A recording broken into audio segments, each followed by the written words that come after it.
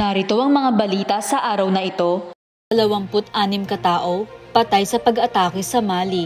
Namatay ang hindi bababa sa 26 na katao matapos na pag-atake ng isang armadong grupo sa baryo sa gitnang rehiyon ng Mali malapit sa border ng Burkina Faso, ayon sa opisyal ng pamahalaan nitong Lunes. Inihayag ni Moulaye Guindo, ang alkalde ng bayan ng Bangkas, kung saan matatagpuan ang Dembo na nagsasagawa ang mga salarin ng pag-atake sa mga residente habang nagtatrabaho ang karamihan sa kanila sa mga sakahan sa baryo ng Dembo noong linggo ng gabi. Walang grupo ang umangkin ng responsibilidad sa pag-atake noong linggo, ngunit iniuugnay dito ang JNIM, isang extremist group na may kaugnayan sa Al-Qaeda dahil sa kanilang kasaysayan ng pag-atake sa mga residente sa rehiyon. At narito naman ang mga balita sa ating bansa. 21 patay sa bagyong Karina at Habagat. Kinumpirma ng Philippine National Police nitong Huwebes na 21 kataong naiulat na namatay sa Metro Manila, Calabarzon at Central Luzon dahil sa epekto ng habagat na pinalakas ng Tropical Cyclone Karina. Ayon sa PNP, 11 kataong namatay dahil sa masamang panahon, kabilang ang 5 sa Batangas at 3 sa Cavite at Rizal. Karamihan sa mga biktima ay namatay dahil sa pagkalunod, landslide, pagkakuryente at pagbagsak ng mga puno. Isa ang nawawala sa Cavite habang 6 ang nasugatan sa Rizal. Sa Central Luzon, 3 kataong namatay, kabilang ang 2 sa Angeles City, Pampanga at 1 sa Bustos, Bulacan. Namatay sila dulot ng landslide at pagkalunod. 3 katao naman ang naiulat na nasugatan sa rehiyon. Samantala, wala pang detalye sa iba pang nasawi dulot ng habagat at bagyong Karina. Ayon sa Pag-asa, Lamesa Dam di na aapaw. Bumalik na sa normal ng antas ang tubig ng Lamesa Dam sa Quezon City nitong Huwebes, matapos lumampas sa spilling level dahil sa mga pag-ulan na dulot ng habagat na pinalakas ng bagyong Karina. Ipinakita ng datos mula sa Pag-asa na ang antas ng tubig sa Lamesa Dam ay bumaba sa 80.13 metro nitong alas 8 ng umaga, na bahagyang mas mababa sa normal na taas ng level ng tubig na 80.15 metro. Ito yung overflow kahapon hanggang gabi, pero actually mababa na rin po siya. Ang kanya pong present elevation is 80.13, so it means hindi na po siya nag-overflow. Saad ni Pag-asa hydrologist Elmer Carinal, matatandaan, ang antas ng tubig sa Lamesa Dam ay umabot ng 80.17 metro noong gabi ng Miyerkules na nagdulot sa pag-apaw nito. Guo, nagpaliwanag kay Escudero sa di pagdalo sa Senado. Nagpahayag si Senator Sherwin Gatchalian nitong Martes na ang kampo ni suspendidong Bamban-Tarlac Mayor Alice Guo ay nagpadala ng sulat kay Senate President Francis Chis Escudero upang ipaliwanag kung bakit hindi siya nakadalo sa mga huling pagdinig tungkol sa sinalakay na Philippine Offshore Gaming Operator o POGO Hub sa kanyang bayan.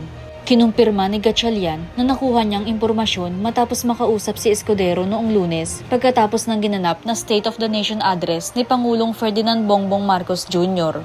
Napag-alaman natin na nagpadala pala itong yung abogado ni Guo Haping kay Senate President ng sulat na nagpapaliwanag kung bakit hindi siya nakadalo. Sabi niya, hindi naman niya intensyon na i-disrespect o walang respeto ang Senado. Di rin niya intensyon na ibaliwala ang proseso ng ating bansa. Saad ni Gatchalian. Gayunman, binigyang diin ni Gatchalian na itinuturing niyang walang laman o bigat ang sulat ni Guo dahil walang nabanggit kung dadalo na siya sa susunod na mga pagdinig sa Senado. Tayo sa balitang showbiz. Karen, pinuri ang Bini. SB19 fans na insulto. Pumalag. Inulan ng puna at bashing ang TV Patrol anchor na si Karen Davila matapos umano nitong i-discredit ang kilalang P-pop boy group na SB19 sa mga kontribusyon nila sa musikang Pinoy at international music. Matatanda ang nagkaroon ng ulat ang TV Patrol kamakailan patungkol sa P-pop girl group na Bini at napuri ang mga ito para sa kanilang mga gaganaping sunod-sunod na shows sa ibang bansa. Todo puri ang news anchor sa girl group at sinabi pa nitong magiging daan ng BINI para sa industriya ng P-pop at tila maraming netizens ang hindi natuwa sa komentong ito. Kasi 'di ba ang K-pop sikat sa buong mundo. Okay. Maganda yung BINI na silang magbubukas P-pop. ng pintuan para P-pop. Pag sumikat sila, sisikat din yung iba pang Pilipino. Na-trigger nga ang ilang fans ng boy group sa sinabing ito ni Davila at nag-share pa ang iba ng contribution ng SB19 sa lumalagong industriya sa Pinas dahil nauna raw ang mga itong makapasok sa international music industry.